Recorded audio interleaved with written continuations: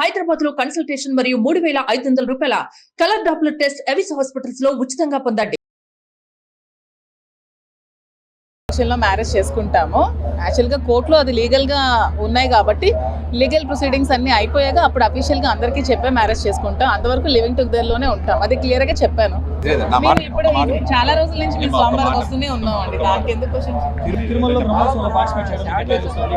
మేము యాక్చువల్గా ఎప్పుడు బ్రహ్మోత్సవాలకి నేను అటెండ్ అవుతూ ఉంటానండి. ఎవ్రీ ఇయర్ బ్రహ్మోత్సవాలకి నేను వస్తూ ఉంటాను. లాస్ట్ ఇయర్ కూడా వచ్చాను, బిఫోర్ లాస్ట్ ఇయర్ కూడా వచ్చాను. నాకు టీం ఉన్నప్పుడు కూడా నేను వచ్చి ప్రోగ్రామ్స్ అవి ఇప్పించేదాన్ని. ఇయర్ అవ్వలేదు.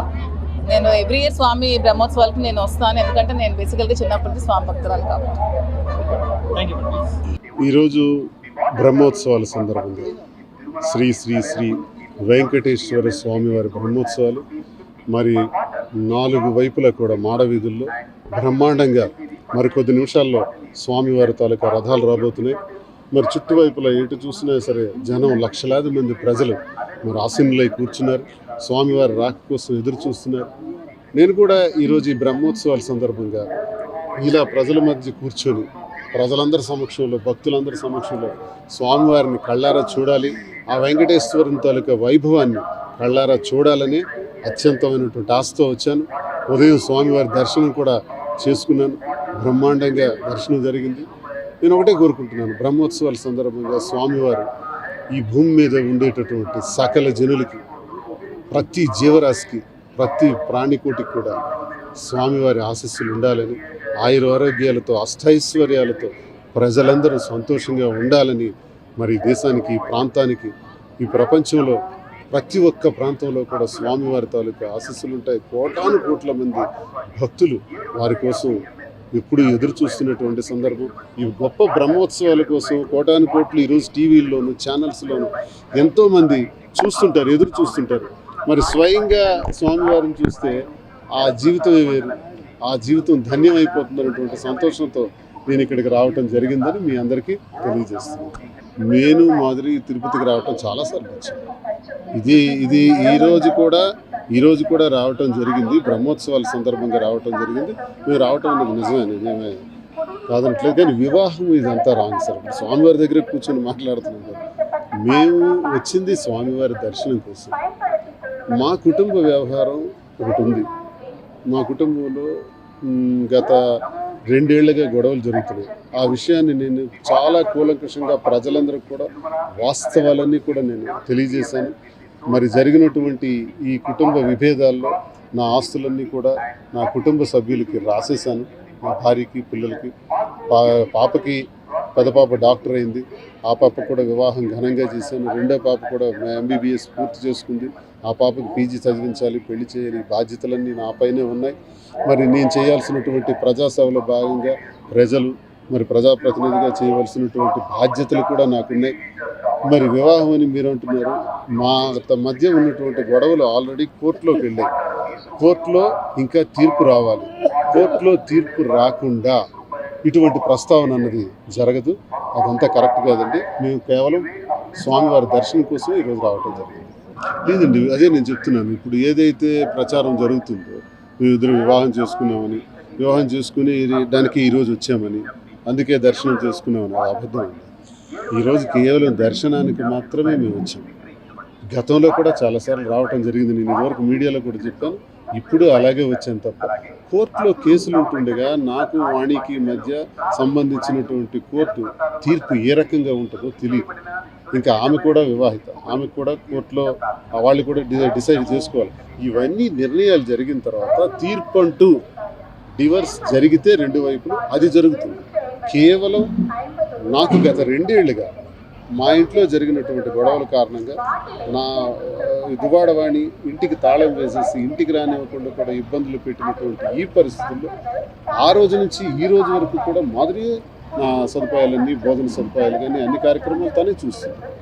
ఆ రకంగానే రావటం జరిగింది తప్ప గతంలో వచ్చే విధంగానే జరుగుతుంది తప్ప ఇదేదో కొత్తగా ఈ రోజు ఇది జరిగింది, వివాహం జరిగింది అన్నదాన్ని నేను తీవ్రంగా ఖండిస్తున్నాను. అదంతా అబద్ధం. స్వామివారి సన్నిధిలోనే మేము ఈరోజు వివాహం చేసుకోవడానికి వచ్చామని చెబుతున్నారు. అది రాంగ్. సన్నిధిలో నేను అబద్ధం ఆడతాను. కేసులన్నీ క్లియర్ అయిన తర్వాత తీర్పు, ఆమె ఇప్పుడు డివర్స్కి వెళ్ళాం. వాణి నేను ఇద్దరు, తను కూడా నా మీద డొమెస్టిక్ వైలెన్స్ పిటిషన్స్ వేశారు, నేను డివర్స్ పిటిషన్ వేశాను. ఆ తీర్పు ఎన్నాళ్ళు అవుతుందో చూడాలి, కోర్టులో తీర్పు వచ్చిన తర్వాత. అలాగే ఆ అమ్మాయి కూడా వివాహిత కాబట్టి వాళ్ళ భర్తకి వాళ్ళకి మధ్య డిస్ప్యూట్స్ ఉన్నాయి, ఆ డిస్ప్యూట్స్లో ఆమెది కూడా క్లియర్ అవ్వాలి. ఇవన్నీ క్లియర్ అయిన తర్వాత స్వామివారి నిర్ణయం ఎలా ఉంటుందో అన్నీ, నేను స్వామి వాళ్ళకు భక్తుడిని, నేను మా ఇంటి ఇలవేల్పు వెంకన్న స్వామి. సో వెంకన్న స్వామి ఆ నిర్ణయాలన్నీ చేస్తాడు, ఆయన ఎలా ముందుకు తీసుకెళ్తే అలాగే జరుగుతుంది. అదంతా స్వామివారికి ఆ బాధ్యత. యాక్చువల్గా మ్యారేజ్ చేసుకుంటాము. యాక్చువల్గా కోర్టులో అది లీగల్గా ఉన్నాయి కాబట్టి లీగల్ ప్రొసీడింగ్స్ అన్నీ అయిపోయాక అప్పుడు అఫీషియల్గా అందరికీ చెప్పే మ్యారేజ్ చేసుకుంటాం. అంతవరకు లివింగ్ టుగెదర్లోనే ఉంటాం, అది క్లియర్గా చెప్పాను. మేము ఇప్పుడు చాలా రోజుల నుంచి మేము స్వామివారికి వస్తూనే ఉన్నామండి, దానికి ఎందుకు మేము యాక్చువల్గా ఎప్పుడు బ్రహ్మోత్సవాలకి నేను అటెండ్ అవుతూ ఉంటానండి. ఎవ్రీ ఇయర్ బ్రహ్మోత్సవాలకి నేను వస్తూ ఉంటాను. లాస్ట్ ఇయర్ కూడా వచ్చాను, బిఫోర్ లాస్ట్ ఇయర్ కూడా వచ్చాను. నాకు టీం ఉన్నప్పుడు కూడా నేను వచ్చి ప్రోగ్రామ్స్ అవి ఇప్పించేదాన్ని. ఇయర్ అవ్వలేదు. నేను ఎవ్రీ ఇయర్ స్వామి బ్రహ్మోత్సవాలకి నేను వస్తాను, ఎందుకంటే నేను బేసికల్గా చిన్నప్పటి స్వామి భక్తురాలు కాబట్టి. ఈరోజు బ్రహ్మోత్సవాల సందర్భంగా శ్రీ శ్రీ శ్రీ వెంకటేశ్వర స్వామివారి బ్రహ్మోత్సవాలు మరి 4 వైపులా కూడా మాడవీధుల్లో బ్రహ్మాండంగా మరికొద్ది నిమిషాల్లో స్వామివారి తాలూకా రథాలు రాబోతున్నాయి.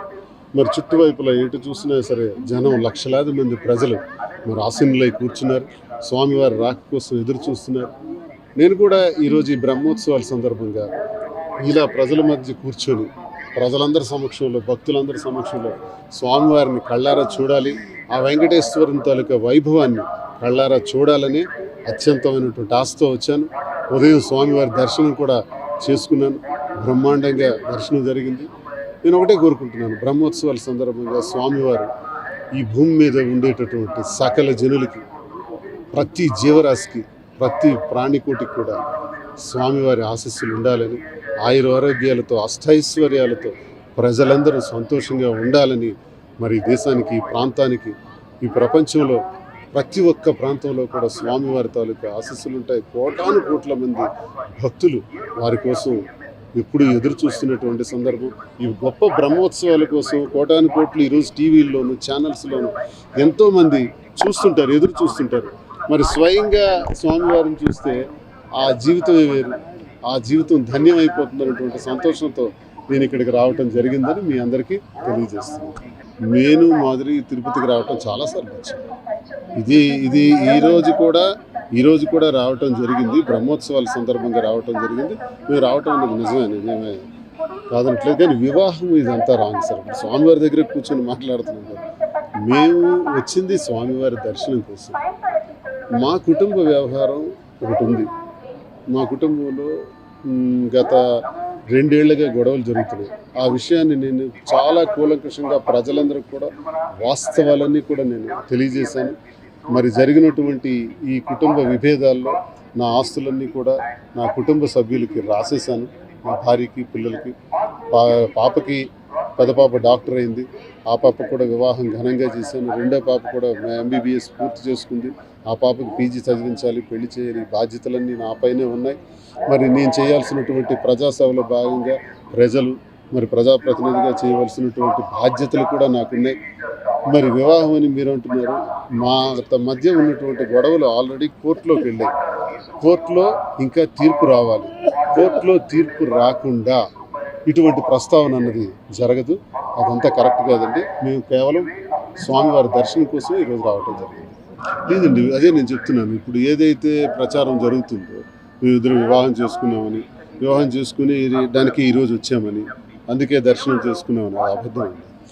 ఈరోజు కేవలం దర్శనానికి మాత్రమే మేము వచ్చాము. గతంలో కూడా చాలాసార్లు రావటం జరిగింది, నేను ఇదివరకు మీడియాలో కూడా చెప్పాను. ఇప్పుడు అలాగే వచ్చాను తప్ప, కోర్టులో కేసులు ఉంటుండగా నాకు వాణికి మధ్య సంబంధించినటువంటి కోర్టు తీర్పు ఏ రకంగా ఉంటుందో తెలియదు. ఇంకా ఆమె కూడా వివాహిత, ఆమెకు కూడా కోర్టులో వాళ్ళు కూడా డిసైడ్ చేసుకోవాలి. ఇవన్నీ నిర్ణయాలు జరిగిన తర్వాత తీర్పు అంటూ డివర్స్ జరిగితే 2 వైపులు అది జరుగుతుంది. కేవలం నాకు గత 2 ఏళ్లుగా మా ఇంట్లో జరిగినటువంటి గొడవల కారణంగా నా దువాడవాణి ఇంటికి తాళం వేసేసి ఇంటికి రానివ్వకుండా కూడా ఇబ్బందులు పెట్టినటువంటి ఈ పరిస్థితుల్లో ఆ రోజు నుంచి ఈ రోజు వరకు కూడా మాదిరి నా సదుపాయాలన్నీ, భోజన సదుపాయాలు కానీ అన్ని కార్యక్రమాలు తనే చూస్తుంది. ఆ రకంగానే రావటం జరిగింది తప్ప గతంలో వచ్చే విధంగానే జరుగుతుంది తప్ప ఇదేదో కొత్తగా ఈ రోజుకి ఈరోజు ఇది జరిగింది, వివాహం జరిగింది అన్నదని నేను తీవ్రంగా ఖండిస్తున్నాను. అదంతా అబద్ధం. స్వామివారి సన్నిధిలోనే మేము ఈరోజు వివాహం చేసుకోవడానికి వచ్చామని చెబుతున్నారు, అది రాంగ్. సన్నిధిలో నేను అబద్ధం ఆడతాను.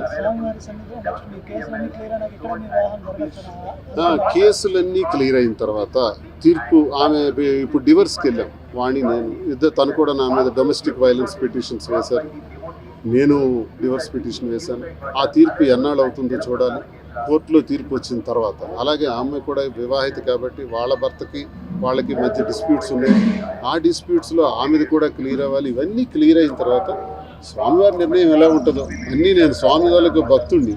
నేను మా ఇంటి ఇలవేల్పు వెంకన్న స్వామి. సో వెంకన్న స్వామి ఆ నిర్ణయాలన్నీ చేస్తాడు. ఆయన ఎలా ముందుకు తీసుకెళ్తే అలాగే జరుగుతుంది. అదంతా స్వామివారికి ఆ బాధ్యత.